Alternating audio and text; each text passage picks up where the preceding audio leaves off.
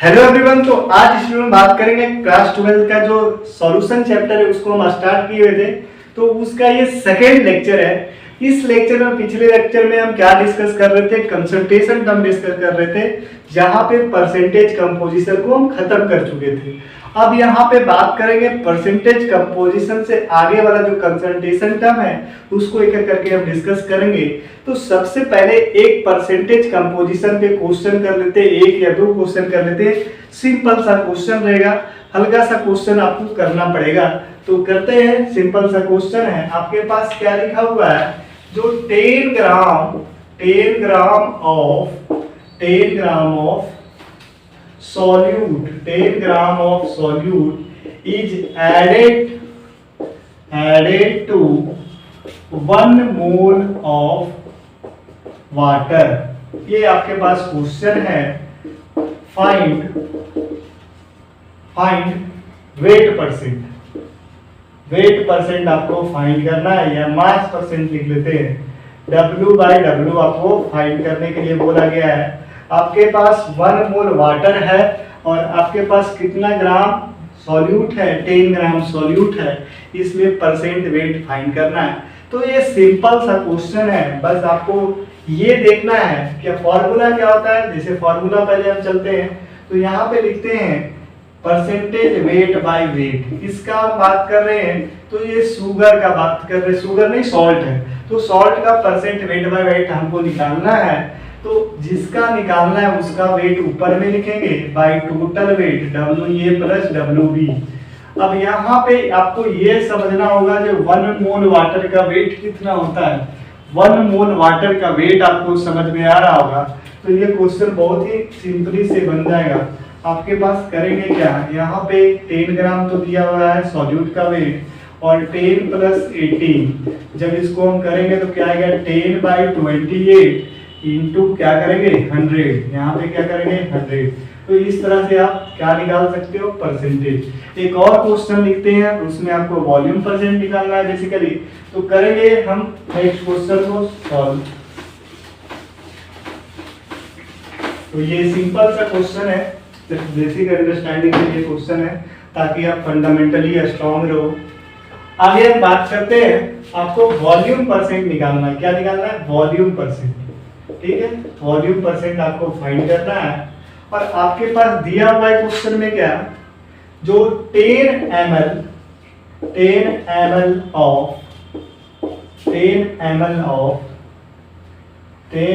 of C2H5OH presenting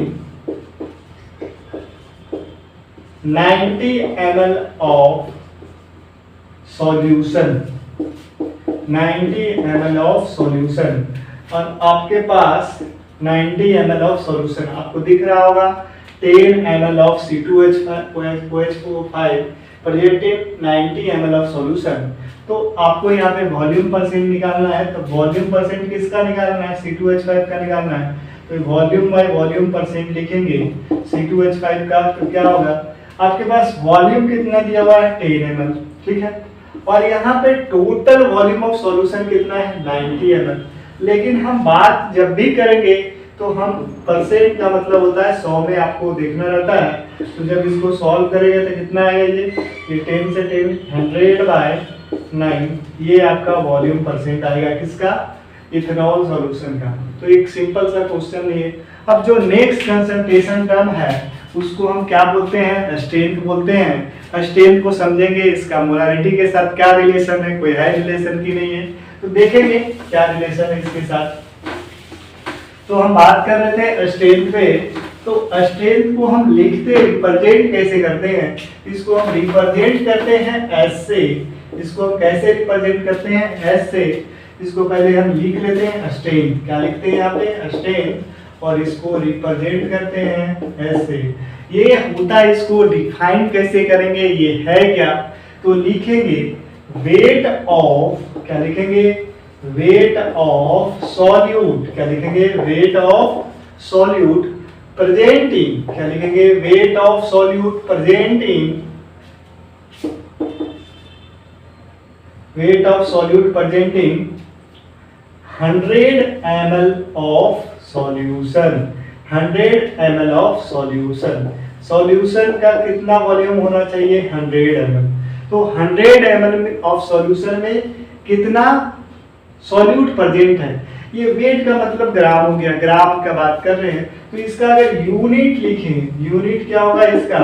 इसका unit होगा ग्राम पर लीटर लिख सकते हैं। इसका यूनिट होता है ग्राम पर लीटर।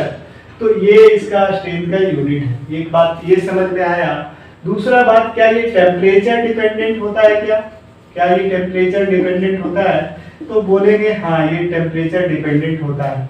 क्यों? क्योंकि वॉल्यूम आ गया आपके पास। जब भी आपको कहीं भी कोई भी कंसंट्रेशन टर्म में वॉल्यूम आता है तो वहां पे हम बोलते हैं जो वो क्या है, वो कंसंट्रेशन टर्म टेम्परेचर डिपेंडेंट होता है। तो ये स्ट्रेंथ होता है क्या? Amount of solute present in 100 ml of solution. इसको हम क्या बोलेंगे? स्ट्रेंथ। इस पे बेस क्वेश्चन नहीं करेंगे, आगे हम स्ट्रेंथ पे बेस और स्ट्रेंथ और मोलरिटी के बीच में रिलेशन लिखेंगे। तो यहीं पे हम जरा रिलेशन लिख लेते हैं। मोलरिटी और स्ट्रेंथ के बीच में क्या रिलेशन है? तो मोलरिटी क्या होता है? स्ट्रेंथ जो होता है, स्ट्रेंथ को जब हम क्या करेंगे, स्ट्रेंथ को सॉल्यूट के मोलिकुलर मास से डिवाइड करेंगे या मोलर मास से डिवाइड करेंगे तो क्या आ जाएगा? मोलरिटी। और इसमें क्या रिलेशन है? तो मोलरिटी, ये क्या है आपके पास? मोलरिटी। आप लिख लो मोलरिटी है। और ये क्या है? मोलरिटी। ये क्या है? स्ट्रेंथ। और ये क्या है? Molar mass of solute. Molar mass of solute का मोलर मास है। तो ये एक रिलेशन है। दूसरा क्या होता है? स्ट्रेंथ और मोलरिटी और इसके बीच में रिलेशन था, स्ट्रेंथ के बीच में। अब हम बात करेंगे स्ट्रेंथ और नॉर्मलिटी के बीच में क्या रिलेशन है। तो स्ट्रेंथ और नॉर्मलिटी के बीच में रिलेशन क्या है? सिंपली इसमें क्या करेंगे, जहां पे हम नॉर्मलिटी को नॉर्मलिटी लिखेंगे, स्ट्रेंथ बाय क्या लिखेंगे? यहाँ पे इक्विवेलेंट वेट लिखेंगे या इक्विवेलेंट मास। तो ये आ जाएगा आपका क्या? नॉर्मलिटी। तो ये दो रिलेशन है, सिंपल सा रिलेशन है। इस पे बेस भी क्वेश्चन कभी कभी रहता है। तो आगे हम बात करेंगे किस पे? नेक्स्ट कंसंट्रेशन टर्म जो है मोलरिटी, उस पे बात करेंगे। तो मोलरिटी क्या होता है जरा देखते हैं, इसको डिफाइन करेंगे। सबसे पहले अगर पूछे तो मोल क्या होता है, क्योंकि मोलरिटी समझने से पहले आपको मोल समझना होगा। तो छोटा सा आइडिया दे देते हैं आपको मोल का। तो मोल में आपको ज्यादा कुछ यहाँ पे बताने वाले नहीं है। सिंपली मोल का 3 फार्मूला आपको पता होना चाहिए। 3 फार्मूला, यहाँ पे 2 ही फार्मूला का बेसिकली यूज होगा। तो पहले मोल लिख लेते हैं। मोल को क्या लिखेंगे? इसको 3 फार्मूला है तो लिखेंगे गिवन वेट बाय क्या लिखेंगे? मॉलिक्यूलर वेट, ठीक है, या W बाय क्या लिखेंगे? Molecular wait. ये हो गया मोल का फॉर्मूला। दूसरा फॉर्मूला होता है मोल का volume of gas at STP by क्या लिखेंगे? 22.4 लीटर। ये इसके लिए एक इम्पोर्टेंट बात है, ये STP कंडीशन में अप्लाई करते हैं। और तीसरा होता है नंबर ऑफ पार्टिकल्स बाय क्या लिखेंगे? 6.022 into 10⁻23। Number of particle by क्या लिखेंगे? 6.022 into 10⁻23। ये आपके पास मोल का 3 फार्मूला है, क्योंकि आपको मोल निकालना ही पड़ेगा हर कंसंट्रेशन टर्म में जहाँ पे मोल का यूज है। ये 3 फार्मूला में 2 फार्मूला का मैक्सिमम यूज रहता है और वहां से आपको क्वेश्चन पूछा जाता है। तो ये मोल के बारे में, जैसे सिंपल सा क्वेश्चन रहेगा, जैसे वाटर का मोल निकालना है और आपके पास 9 ग्राम वाटर दिया हुआ है तो मोल कितना होगा? 0.5। तो इस तरह से बात करेंगे, क्योंकि मोल फ्रैक्शन है, मोलरिटी है, नॉर्मलिटी है, सब में आपको मोल के बारे में आइडिया होना ही चाहिए। तो अब हम बात करते हैं मोलरिटी में। तो मोलरिटी को डिफाइन कैसे करते हैं, रिप्रेजेंट कैसे करते हैं, ये भी जरा देख लेते हैं। तो मोलरिटी, नेक्स्ट कंसंट्रेशन टर्म क्या है? मोलरिटी। और ये काफी इंपॉर्टेंट है, काफी यूज होने वाला कंसंट्रेशन टर्म है। तो इसको डिफाइन करते कैसे है, तो it is defined as number of mole of solute. Number of mole of solute क्या लिखेंगे आप, number of moles of solute, moles of solute present in 1 liter of solution, 1 liter of solution।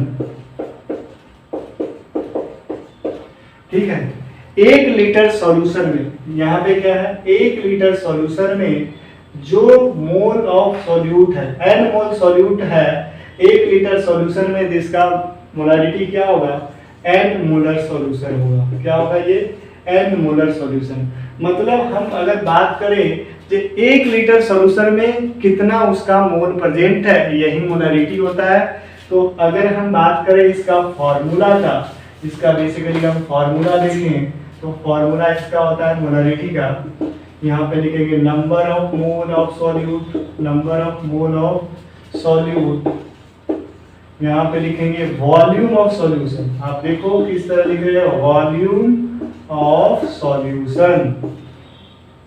और यहाँ पे एक बात, यहाँ पे गांठ बांध कर या कसम खा के चले, तो जब भी वॉल्यूम आप लोगे किस में लोगे, लीटर में लोगे। अगर आप लीटर में नहीं लेते हो, अगर आप लीटर में नहीं लेते हो, number of mole of solute लिखो यहाँ पे, क्योंकि गलती नहीं होगा। Number of mole of solute, यहाँ पे मोल छूट गया है, ये क्या है यहाँ पे, number of moles of solute, moles of solute, number of mole of solute.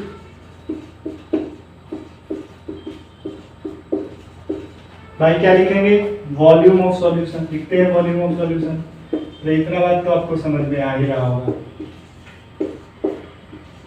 Number of mole of solute bye क्या लिखेंगे, वॉल्यूम ऑफ सॉल्यूशन।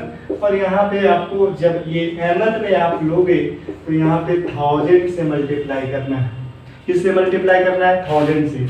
उसके बाद अगर इसी फॉर्मूला में, इसी फॉर्मूला को जरा हम रब करते हैं, ये तो लग रहा है कि खाली स्टेटमेंट टाइप का लिखा हुआ है, तो अगर इस फॉर्मूला को जरा और अच्छा से लिखें तो क्या लिखेंगे, जैसे यहाँ पे इसका फॉर्मूला लिखते हैं मोलारिटी का, तो मोलारिटी का फॉर्मूला लिखेंगे यहाँ पे number of mole of solute, तो हम B बोलते हैं सॉल्यूट को। यहाँ पे लिखेंगे volume of solution, volume of solution, और यहाँ पे ये लीटर में होना चाहिए। अगर बात करें जो NB क्या होता है, NB को क्या लिखेंगे, WB बाय क्या लिखेंगे, NB। ये WB क्या है, वेट ऑफ सॉल्यूट, यहाँ पे लिखना वेट ऑफ सॉल्यूट, ठीक है। और ये क्या है, molecular weight of solute, molecular weight of solute. तो यहाँ पे लिखेंगे WB by NB into V। और यहाँ पे अगर ये लीटर में लेते हैं तो, अगर लीटर में ना ले ml में ले तो क्या लिखेंगे यहाँ पे 1000। ये होता है मोलारिटी, मतलब 1 लीटर सॉल्यूशन में कितना मोल है, इसी को बेसिकली हम मोलारिटी बोलते हैं। अगर यूनिट का बात करें मोलारिटी का, तो इसका क्या होगा, मोल पर लीटर। इसका यूनिट क्या होगा, मोल पर लीटर। ये बात आपको समझ में आ रहा है। एक सिंपल सा क्वेश्चन लेते हैं, जैसे आपके पास दिया हुआ है, क्या है, आपके पास एक क्वेश्चन दिया हुआ है, फाइंड मोलारिटी। क्या लिखा हुआ है, फाइंड मोलारिटी ऑफ सॉल्यूशन। ठीक है, सिंपल सा क्वेश्चन ले रहे हैं। पहला 4 gram of NaOH, 4 gram of NaOH present in 250 ml solution. ठीक है, एक क्वेश्चन तो ये है। और 49 gram of H2SO4 present in 1 litre of solution. दोनों का आपको मोलारिटी फाइंड करना है। पहले आप अटेम्प्ट करो। सबसे पहले NaOH का मोल निकालते हैं फर्स्ट के लिए। अगर ये के लिए बात करेंगे तो आपको मोलारिटी निकालना है, तो पहले मोल निकाल लेते हैं NaOH का। तो लिखेंगे यहाँ पे mole of NaOH, mole of NaOH क्या होगा ये 4 ग्राम जो दिया हुआ है वेट बाय 40 इसका मोलर वेट होता है, 1 मोल का वेट होता है। जब इसको डिवाइड करेंगे तो 0.1 मोल आएगा। ये किसका मोल आया, ये आया NaOH का। अच्छा आपके पास वॉल्यूम कितना है, मोलारिटी का फॉर्मूला क्या होता है, number of mole of solute, तो ये 0.1 मोल है। वॉल्यूम ऑफ सॉल्यूशन कितना है 250 ml है, लेकिन ये ml में है तो इसको क्या करेंगे 1000 से मल्टीप्लाई, तो ये काटेंगे तो ये कितना बार में जाएगा 4 बार में। तो मोलारिटी कितना आया, यहाँ पे मोलारिटी है 0.4, कितना है 0.4 मोल पर लीटर।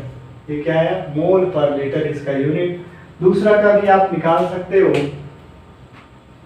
एक बात और, अगर कहीं पे आपके पास सेमी मोलर डेसी मोलर, तो सेमी का मतलब होता है आधा, सेमी का मतलब क्या होता है आधा, सेमी का मतलब होता है आधा। हम बात कर रहे थे, क्या बात कर रहे थे, जैसे यहाँ पे कभी लिखा हुआ है 2 मोलर NaOH, क्योंकि आपको ये समझना बहुत जरूरी है, क्योंकि कभी कभी क्वेश्चन में आप जब तक ये चीज टर्म को नहीं समझेंगे, जब तक फीलिंग के साथ समझेंगे नहीं तब तक क्वेश्चन नहीं बनेगा, और एडवांस इन्हीं सब बातों पे खेलता है। तो आपको यहाँ पे अगर लिखा हुआ है कहीं पे 2 मोलर NaOH, तो इसका मतलब क्या है 2 मोल्स ऑफ NaOH जो है कितना लीटर ऑफ सॉल्यूशन में प्रेजेंट है, तो present in 1 litre of solution. ये बात आपको समझ में आ गया, जो वॉल्यूम ऑफ सॉल्यूशन 1 लीटर है और मोल ऑफ सॉल्यूट कितना है 2। अगर हम इसका वेट बोले तो कितना हो जाएगा 80 ग्राम, मतलब 80 ग्राम NaOH कितना में प्रेजेंट है 1 लीटर में प्रेजेंट है। तो इसको आपको दूसरे कंसंट्रेशन टर्म में भी पूछा जा सकता है, तो पहले ये इंटरप्रेट करना आना चाहिए जो क्या लिखा हुआ है बेसिकली, तो ये बात आपको समझना होगा। अब एक बात यहाँ पे और भी एक कंसेप्ट आता है, किसका कंसेप्ट आता है, एक तो आता है मिक्सिंग का कंसेप्ट और दूसरा आता है डाइल्यूशन का कंसेप्ट। पहला कंसेप्ट क्या है मिक्सिंग का, दूसरा क्या है डाइल्यूशन का। अच्छा बेसिकली आप डाइल्यूशन का मतलब क्या है, जब हम कंसंट्रेशन पढ़ा रहे थे तो आपको बताया था जिसमें अमाउंट ऑफ सॉल्यूट क्या होता है ज्यादा होता है उसको हम क्या बोलते हैं कंसंट्रेटेड, और जिसका अमाउंट ऑफ सॉल्यूट के जिसमें अमाउंट ऑफ सॉल्यूट कम होगा उसको हम डाइल्यूट बोलते हैं। डाइल्यूट बोलने का मतलब रिलेटिव वहां पे इसका अमाउंट ज्यादा है, सॉल्वेंट का ज्यादा है दूसरे के कंपेयर में। तो अगर हम ऐसा बात करते हैं, एक सॉल्यूशन है जिसका मोलारिटी क्या है m, क्या है मोलारिटी m, ठीक है। अच्छा इसमें इसका वॉल्यूम पहले क्या था v, यहाँ पे लिख लेते हैं m1, इसका लिख लेते हैं वॉल्यूम v। इसमें क्या किए, कुछ हम अमाउंट ऑफ वाटर को ऐड किए। किसको ऐड कर दिए बताओ, बाहर से हम वाटर को ऐड किए या सॉल्वेंट को बेसिकली ऐड किए। किसको ऐड किए हैं वाटर को, यहाँ पे वाटर को ऐड किए हैं या इसको डाइल्यूट किए हुए हैं। अच्छा बाद में इसका जो वॉल्यूम जो हो गया, इसका वॉल्यूम क्या हो गया, इसका वॉल्यूम चेंज करके क्या हो गया V2, ठीक है, वॉल्यूम क्या हो गया V2, और इसका जो मोलारिटी है वो क्या होगा M2, क्या हो गया M2। तो मतलब डाइल्यूट करने से क्या होगा, जैसे बात करते हैं इस केस में इनिशियल मोल, मान लो यहाँ पे इनिशियल मोल लिखेंगे तो क्या लिखेंगे M1V1, क्या लिखेंगे M1V1, क्योंकि मोलारिटी क्या होता है, मोलारिटी होता है number of mole of solute by volume of solution. तो इसका वॉल्यूम V1 था और इसका मोलारिटी क्या था M1। तो इसका N1 इक्वल टू क्या है, N इनिशियल इक्वल टू क्या लिखेंगे, तो N इनिशियल इक्वल टू लिखेंगे M1V1। ये बात समझ में आ रहा है, मतलब जो यहाँ पे सॉल्यूट का मोल है वो तो चेंज नहीं हो रहा है, हम पानी ऐड कर रहे हैं, वाटर को ऐड कर रहे हैं, तो वॉल्यूम चेंज हो रहा है, number of mole of solute वही है। जैसे NaOH था उसमें क्या कर रहे हैं, बाहर से हम किसको ऐड कर रहे हैं, पानी को ऐड कर रहे हैं, तो सिर्फ ये डाइल्यूट हो रहा है। Number of mole of solute हमेशा दोनों केस में आफ्टर डाइल्यूशन और बिफोर डाइल्यूशन इक्वल होगा। तो अगर इसको हम लिखें तो ये number of mole before dilution है, क्या है ये बताओ, बिफोर डाइल्यूशन, और आफ्टर डाइल्यूशन इसका मोल क्या आएगा? आफ्टर डाइल्यूशन अगर हम लिखे n फाइनल लिखे या आफ्टर डाइल्यूशन तो ये क्या होगा? M2V2। अब ये दोनों मोल क्या होगा? बराबर होगा, क्योंकि बेसिकली है क्या यहाँ पे जो इनिशियल मोल है वही फाइनल मोल है। मोल तो वही है, सॉल्यूट का मोल तो चेंज नहीं हो रहा है, सिर्फ क्या हो रहा है? वॉल्यूम ऑफ सॉल्यूशन बढ़ रहा है। तो इनिशियल मोल और फाइनल मोल क्या होगा? सेम होगा। तो बस इसको हम इक्वेट करेंगे तो ये एक फॉर्मूला जनरेट होता है डाइल्यूशन का फॉर्मूला जनरेट होता है, उसको हम क्या लिखेंगे? M1V1 equal to M2V2। क्या लिखेंगे? डाइल्यूशन का फॉर्मूला क्या होता है? M1V1 equal to M2V2। ठीक है, इस तरह का इस पे बेस क्वेश्चन जनरली रहता है आपके पास। नेक्स्ट एक फॉर्मूला आता है जब दो लिक्विड को हम मिक्स करेंगे, मिक्सिंग का फॉर्मूला। इस पे बेस क्वेश्चन रहेगा, उसको भी हम डिस्कस करेंगे। मिक्सिंग पे base question, mixing of solution. जैसे यहाँ पे इसका मोलारिटी M1V1, इसका मोलारिटी क्या था बताओ? M2V2। ठीक है, ये दोनों को मिक्स किए, एक बड़ा कंटेनर लिए, उसमें ये दोनों को मिक्स कर दिए। तो इसमें क्या होगा? इसका जो फाइनल मोलारिटी आएगा, इसको हम क्या बोल रहे हैं? इसका फाइनल मोलारिटी को हम बोल रहे हैं M, और इसका वॉल्यूम क्या होगा? ये दोनों का जो वॉल्यूम होगा उसी का सम होगा, तो वॉल्यूम हो जाएगा V1 प्लस V2। तो आपको यहाँ पे निकालना क्या है? क्या निकालना है? यहाँ पे मिक्स करेंगे तो इसका जो मोलारिटी होगा ये क्या होगा? तो ये इसको हम जरा लिखते हैं, तो दोनों का इसका मोल अगर सेम अगर ये एसिड है, दोनों एसिड होना चाहिए और सेम एसिड होना चाहिए। ठीक है, या एसिड है और ये भी एसिड है और बेस है, उस केस में ये काम करेंगे। तो मिक्स करेंगे तो उस केस में फाइनल जो मिक्सिंग का जो फॉर्मूला आपके पास आएगा वो क्या आएगा? बेसिकली यहाँ पे आएगा आपके पास M1V1 प्लस M2V2 बाई क्या लिखेंगे? V1 plus V2। ये आपके पास फाइनल फॉर्मूला आएगा मिक्सिंग का। ठीक है, ये क्या है? दोनों बेस हो या एसिड हो तब ये फॉर्मूला लगाएंगे। M1V1 equal to M2V2 dilution का फॉर्मूला है, ये मिक्सिंग का फॉर्मूला है। ये सब पे बाद में बात करेंगे, ये सब ज्यादा इंपॉर्टेंट अभी फिलहाल तो नहीं है, लेकिन इस पे बेस भी क्वेश्चन रहता है। तो ये सब सारा आप क्लास 11 में पढ़ चुके होंगे कंसंट्रेशन टर्म में। अब नेक्स्ट कंसंट्रेशन टर्म जो आता है आपके पास वो आता है नॉर्मेलिटी। क्या आता है बताओ? नॉर्मेलिटी को कैसे डिफाइन करते हैं पहले ये समझेंगे। सबसे पहले मोलारिटी आपको बताए हैं, मोलारिटी और नॉर्मेलिटी में ज्यादा डिफरेंस नहीं है, बस समझने का डिफरेंस है। अगर हम बोले नॉर्मेलिटी का रिप्रेजेंटेशन हम करते हैं कैपिटल M से, कैपिटल N से करते हैं इसका रिप्रेजेंटेशन किसका? नॉर्मेलिटी का। नॉर्मेलिटी इक्वल टू क्या लिखेंगे? इसको डिफाइन करते हैं नंबर ऑफ ग्राम इक्विवेलेंट, या नंबर ऑफ ग्राम इक्विवेलेंट बोले या ग्राम इक्विवेलेंट 1 लीटर सॉल्यूशन में कितना है, इसी को हम नॉर्मेलिटी बोलेंगे। तो लिखेंगे क्या यहाँ पे? Number of gram equivalent presenting 1 litre of solution, 1 litre of solution. ठीक है, इसका फॉर्मूला क्या होगा? ग्राम इक्विवेलेंट को हम N इक्विवेलेंट लिख रहे हैं ताकि आपको हम समझा अच्छा पाए, इसलिए हम N इक्विवेलेंट लिख रहे हैं। उसके बाद क्या लिखेंगे? Volume of solution. तो वॉल्यूम ऑफ सॉल्यूशन लिख लेते हैं।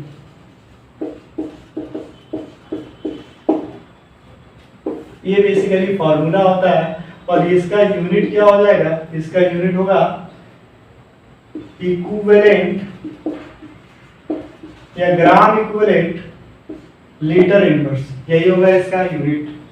ठीक है, ये नॉर्मेलिटी का यूनिट हो गया। ये बात समझ में आया? ये भी टेम्परेचर डिपेंडेंट टर्म है। अब हम बात करते हैं जो ये ग्राम इक्विवेलेंट क्या होता है, इसके बारे में जानना बेहद ही जरूरी है। क्या होता है? Gram equivalent. तो सबसे पहले बात करेंगे जो N इक्विवेलेंट या ग्राम इक्विवेलेंट क्या होता है। तो ग्राम इक्विवेलेंट को हम कैसे लिखते हैं? ग्राम इक्विवेलेंट तो जैसे हम यहाँ पे नंबर ऑफ मोलैरिटी में हम क्या लिखते थे, number of mole of solute present in 1 litre. तो यहाँ पे मोल को क्या लिखते थे, W बाय क्या लिखते थे, यहाँ पे मॉलिक्यूलर वेट लिखते थे। क्या लिखते थे, मॉलिक्यूलर वेट ऑफ सॉल्यूट। तो यहाँ पे क्या लिखेंगे, ग्राम इक्विवेलेंट निकालने के लिए यहाँ पे लिखेंगे W और उसके बाद लिखेंगे इक्विवेलेंट वेट। क्या लिखेंगे यहाँ पे, इक्विवेलेंट वेट किसका, सॉल्यूट का जो इक्विवेलेंट वेट होगा उससे डिवाइड करेंगे तो ये क्या आएगा, N इक्विवेलेंट। अब हम बात कर रहे हैं N इक्विवेलेंट, तो हमको समझ में कुछ नहीं आ रहा होगा, बाद में समझ में आएगा क्योंकि ये ऐसा ही टॉपिक ही ऐसा है, लेकिन हम समझाने का कोशिश करेंगे। ये बात आपको समझ में आया होगा, जो given weight by equivalent weight करेंगे तो क्या आएगा, ग्राम इक्विवेलेंट आएगा। अब ग्राम इक्विवेलेंट को समझने के लिए हमको इक्विवेलेंट वेट का आइडिया होना चाहिए। अब ये इक्विवेलेंट वेट क्या होता है, इसको जरा समझते हैं। तो इक्विवेलेंट वेट क्या होता है, मॉलिक्यूलर वेट, क्या लिखेंगे, molecular weight by N factor. क्या लिखेंगे, molecular weight by N factor. Sir एकदम नहीं समझ में आ रहा है, सबसे पहले तो ये नहीं पता, ठीक है, इक्विवेलेंट वेट नहीं पता, उसके बाद क्या नहीं पच रहा है, ये नंबर ऑफ ग्राम इक्विवेलेंट नहीं समझ में आ रहा है, ये भी नहीं समझ में आ रहा है। यहाँ पे तो और टर्म में आए एन फैक्टर। ये एन फैक्टर क्या होता है, तो एन फैक्टर जब आप समझ लोगे तो इक्विवेलेंट वेट समझोगे, और इक्विवेलेंट वेट समझोगे तो एन इक्विवेलेंट समझोगे, और एन इक्विवेलेंट समझोगे तो नॉर्मलिटी समझोगे। तो सबसे पहले आपको एन फैक्टर समझना होगा। क्या समझना होगा, एन फैक्टर समझना होगा। अगर एन फैक्टर आपको समझ में आ गया और इसके बीच में रिलेशन को भी एस्टैब्लिश करेंगे मोलैरिटी और नॉर्मलिटी के बीच में, तो होता है normality equal to molarity into N factor. क्या होता है formula, molarity normality into N factor, ये होता है नॉर्मलिटी। तो एक एक करके बात करते हैं। सबसे पहले एन फैक्टर के बारे में बात करेंगे। तो एन फैक्टर जरा लिखते हैं क्या होता है, एक क्वेश्चन करेंगे इस पे बेस।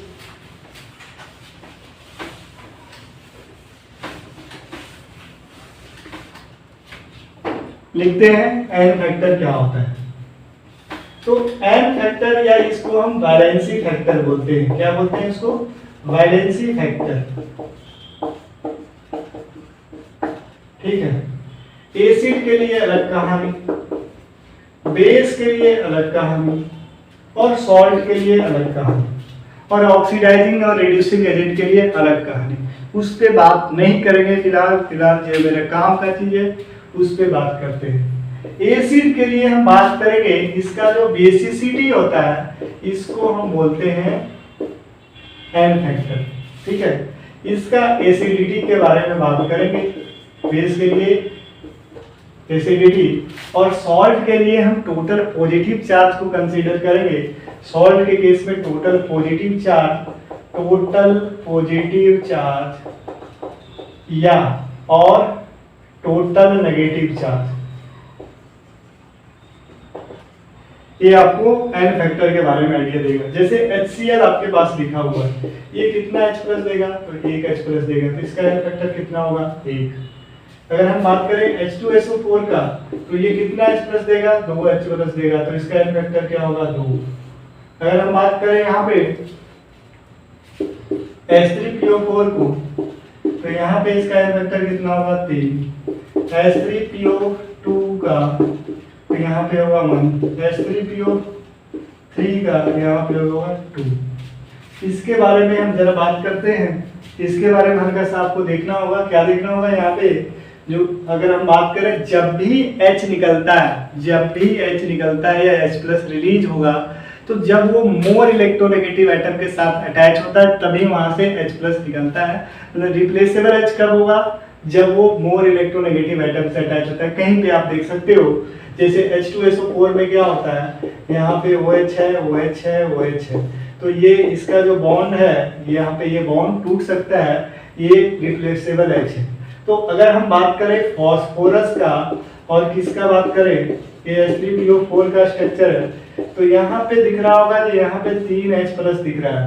लेकिन अगर बात करें हम H3PO2 के बारे में, H3PO2 के बारे में, तो कितना यहाँ पे ऑक्सीजन आपके पास होता है 1 और H कितना है 2।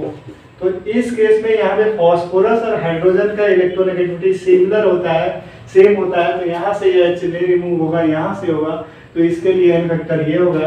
अगर हम बात करें SPO और यहाँ पे OH और यहाँ पे OH और यहाँ पे H, इसके लिए बात करें तो इसमें 2 रिप्लेसेबल H है, तो इसका n फैक्टर कितना होगा 2। और बेस के लिए बात करें जैसे NaOH है तो इसका क्या होगा, कितना रिप्लेसेबल H है तो OH है। यहाँ पे बेस के लिए OH के बारे में बात करेंगे, कितना ये OH रिलीज कर रहा था 1 है। AlOH 3 है तो कितना होगा इसका n फैक्टर 3 होगा। CaOH 2 है तो कितना होगा इसका होगा 2 होगा। ठीक है, इसी तरह करके करते हैं। बैरियम हाइड्रोक्साइड है तो कितना होगा इसमें 2 होगा। ये आपको समझना होगा। सॉल्ट में NaCl का बात करें तो इसका n फैक्टर क्या होगा, टोटल पॉजिटिव चार्ज कितना है 1 तो 1 होगा। K2SO4 में क्या होगा, इसी तरह आपको करना है, यहाँ पे 2। AlCl3 में कितना होगा तो यहाँ पे होगा 3। ठीक है, Al2SO4 और यहाँ पे थ्राइस है तो यहाँ पे 1 एल्युमिनियम में +3 तो यहाँ पे कितना हो जाएगा टोटल 6 होगा। तो इसका n फैक्टर कितना होगा 6 होगा। तो ये बात आपको समझ में आ रहा होगा जो n फैक्टर कैसे कैलकुलेट करते हैं। जब आपको n फैक्टर समझ में आ गया तो इक्विवेलेंट मास भी हम निकाल सकते हैं। इक्विवेलेंट मास भी हम निकाल सकते हैं। बेसिकली कैसे निकालेंगे इक्विवेलेंट मास, बहुत आसान तरीका है निकालने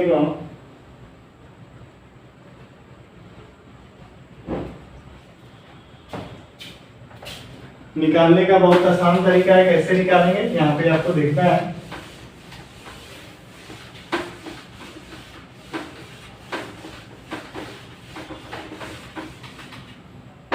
इक्विवेलेंट मास कैसे निकालेंगे जरा देखते हैं। तो सबसे पहले हम एक बात करते हैं, नॉर्मेलिटी ही निकाल देते हैं ताकि आपको समझ में आ जाएगा। जैसे यहाँ पे एक एसिड है जिसका नाम क्या है H2SO4। ठीक है, अब यहाँ पे समझ जाना चाहिए कि हम क्या पूछने वाले हैं।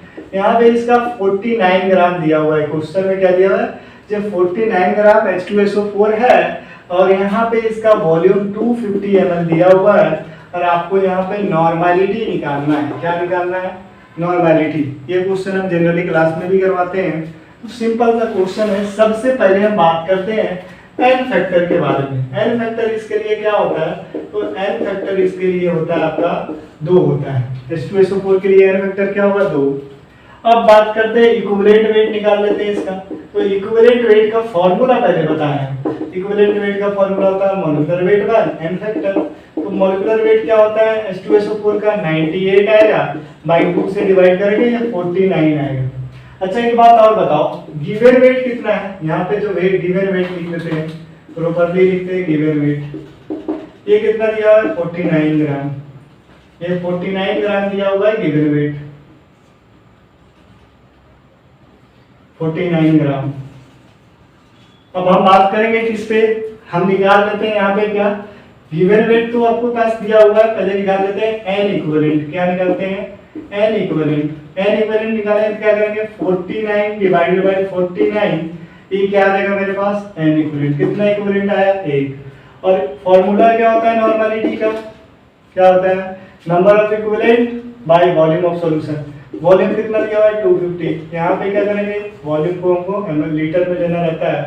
तो यहाँ पे इसका जो फॉर्मूला आएगा आपके पास, फॉर नॉर्मल सॉल्यूशन, क्या बोलेंगे इसको, फॉर नॉर्मल सॉल्यूशन, मतलब 4 ग्राम इक्विवेलेंट प्रेजेंट है 1 लीटर सॉल्यूशन में, ये होता है। तो बेसिकली आप देख रहे हैं मोलारिटी और नॉर्मेलिटी में एक रिलेशन कैसे एस्टेब्लिश किया गया।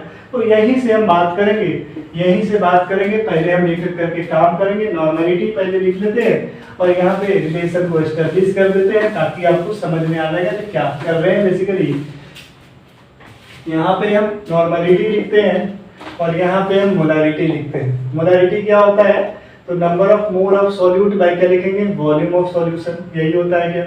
यहाँ पे हम इसको लिखेंगे WB बाय MB लिखेंगे क्या, और यहाँ पे वॉल्यूम लिखेंगे, ये क्या हो गया मोलारिटी। यहाँ पे हम नॉर्मेलिटी को कैसे लिखते हैं, यहाँ पे लिखते हैं W बाय क्या लिखते हैं, W बाय इक्विवेलेंट वेट लिखते हैं क्या। इक्विवेलेंट वेट को क्या लिखेंगे, इक्विवेलेंट वेट को हम जब लिखे थे यहाँ पे molecular weight into n factor लिखते थे क्या। तो इक्विवेलेंट वेट को हम लिखेंगे molecular weight into n factor, ठीक है। और यहाँ पे वॉल्यूम रहता था, बहुत अच्छी बात, ये n फैक्टर ऊपर चला जाएगा तो ये आपके पास क्या आ जाएगा W बाय एन फैक्टर ये आपको इधर दिख रहा होगा।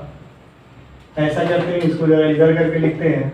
W बाई क्या लिखेंगे, W बाई क्या लिख रहे हैं यहाँ पे, मॉलिक्यूलर वेट, और यहाँ पे ये एन फैक्टर ऊपर चला गया, ठीक है, और यहाँ पे वॉल्यूम है।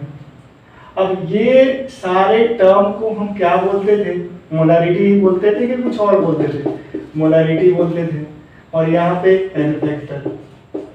तो आपके पास ये रिलेशन तो डिराइव हो गया ना, मोलारिटी नॉर्मलिटी को लिख सकते हैं मोलारिटी इनटू एन फैक्टर, तो यहीं से बेसिकली आया है। तो ये जब भी आप मोलारिटी निकाल लो और क्या करो, नॉर्मलिटी के बारे में पूछा गया है, तो ये रिलेशन से आप डायरेक्टली एन फैक्टर से आप कैलकुलेट कर सकते हो, तो आसानी हो जाएगा। तो ये आपके पास जो कंसंट्रेशन टर्म था कौन सा, ये नॉर्मलिटी को हम एक्सप्लेन किए। अब हम बात करेंगे मोलालिटी के बारे में। किसके बारे में बात करेंगे, कि मोलालिटी ऑफ सॉल्यूशन कैसे डिफाइन करते हैं, ये क्या होता है, तो एक एक करके हम बात करेंगे। मोलालिटी, उसके बाद मोल फ्रैक्शन, पार्ट्स पर मिलियन, उसके बाद ये टॉपिक खत्म हो जाएगा। तो सबसे पहले मोलालिटी आप समझते हैं। तो मोलालिटी और मोलालिटी में हल्का सा डिफरेंस है। वहां पे कैपिटल M लिखते हैं, यहाँ पे स्मॉल m लिखते हैं, और यहाँ पे इसको डिफाइन करते हैं। कैसे डिफाइन करते हैं, number of mole of solute, क्या लिखेंगे यहाँ पे, number of moles of solute, ठीक है, number of mole of solute present in कितना लीटर बताओ, लीटर बोलेंगे, नहीं बोलेंगे, present in 1 kg of solvent, क्या बोलेंगे, 1 kg ऑफ सॉल्वेंट। ये बात समझ में आया, 1 kg ऑफ सॉल्वेंट। इसका अगर यूनिट बोले, पहले फॉर्मूला लिख लेते हैं। फॉर्मूला इसको स्मॉल m से लिखते हैं, तो स्मॉल m क्या होगा, number of mole of solute, यहाँ पे V लिखेंगे बगल में, यहाँ पे वेट ऑफ क्या है, सॉल्वेंट है, तो वेट ऑफ सॉल्वेंट को W ये लिख रहे हैं, और ये किस में होना चाहिए, kg में, किस में होना चाहिए, kg में होना चाहिए, इन kg।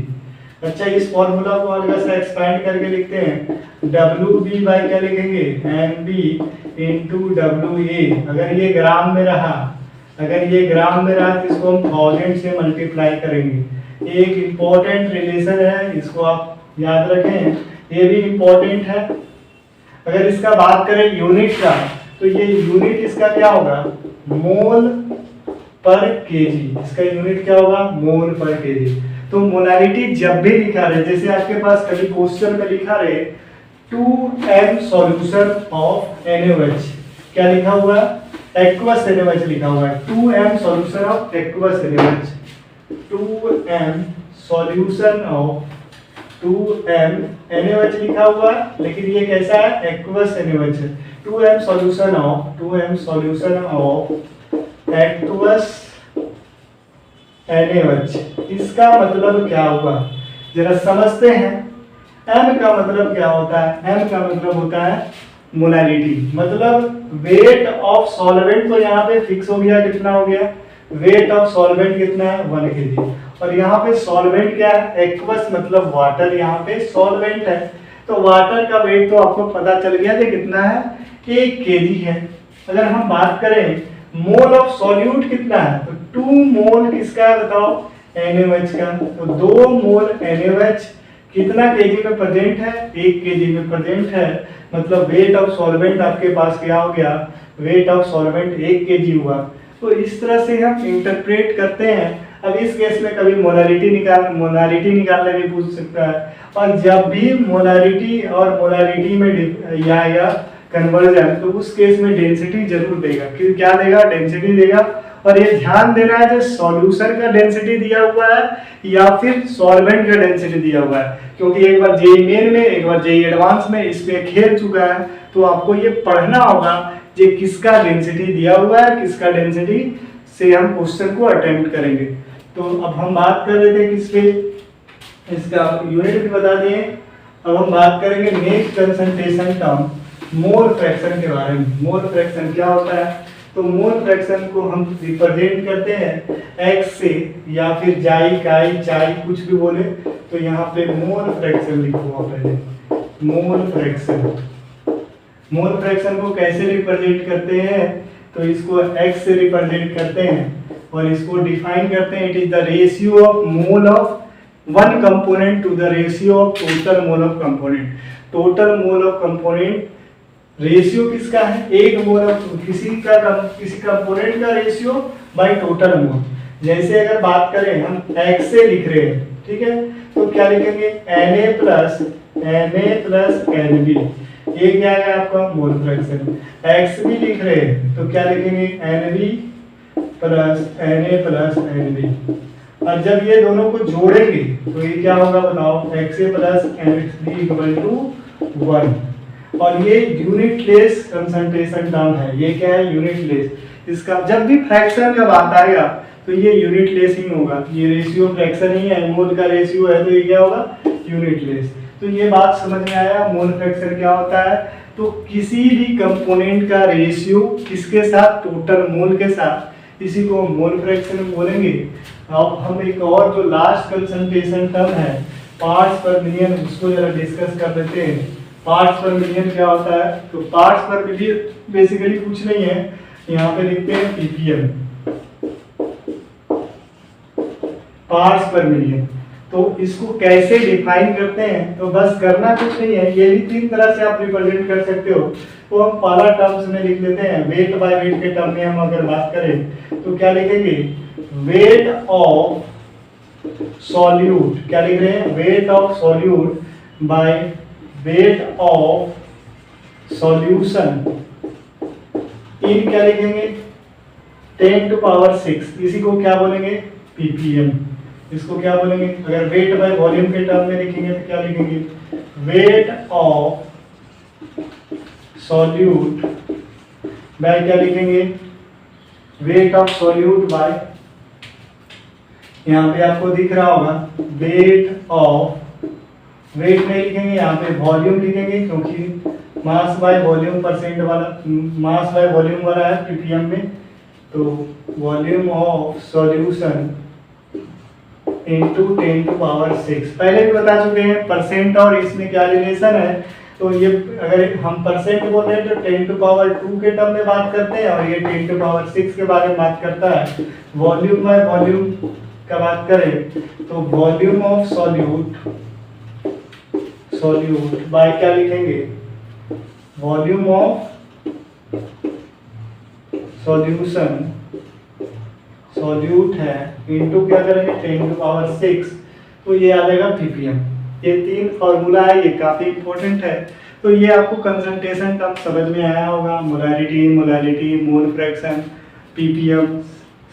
एक रिलेशन है ppm और किसके बीच में, ppm और परसेंट के बीच में। तो क्या लिखेंगे, ppm जो है और परसेंट के बीच में क्या रिलेशन है, जरा उसको देख लेते हैं। तो ppm इक्वल टू लिखते हैं, ppm equal two percent weight by weight, क्या लिखेंगे percent weight by weight, WA plus WB into 100 लिखते हैं, 100 के पावर 2 लिखते हैं, और इंटू 10 टू पावर 4 करेंगे तो ये आपके पास रिलेशन है, ये परसेंटेज कंपोजिशन है, और ये क्या है 10 टू पावर 4। तो ये आपके पास रिलेशन इंपॉर्टेंट है। तो इस तरह से और भी रिलेशन जो है इसके बारे में नेक्स्ट वीडियो में बात करेंगे, और कुछ क्वेश्चन करेंगे, अच्छे क्वेश्चन करेंगे जो काफ़ी इंपॉर्टेंट है। तो नेक्स्ट वीडियो में मिलेंगे कुछ क्वेश्चन के साथ और कुछ, उसके बाद फिर आपका टॉपिक बढ़ते रहेगा। फिर बात करेंगे solidity of solids in liquid, फिर बात करेंगे solidity of gas in liquid, एक करके आपका टॉपिक बढ़ते रहेगा। तो काफ़ी इंपॉर्टेंट वीडियो रहेगा, लास्ट तक आपको वीडियो में देखते रहना है। हर एक बात को हम क्लियर करने का कोशिश करेंगे, जितना भी कंसेप्ट है सारे कंसेप्ट को क्लियर करेंगे। तो थैंक यू एवरीवन।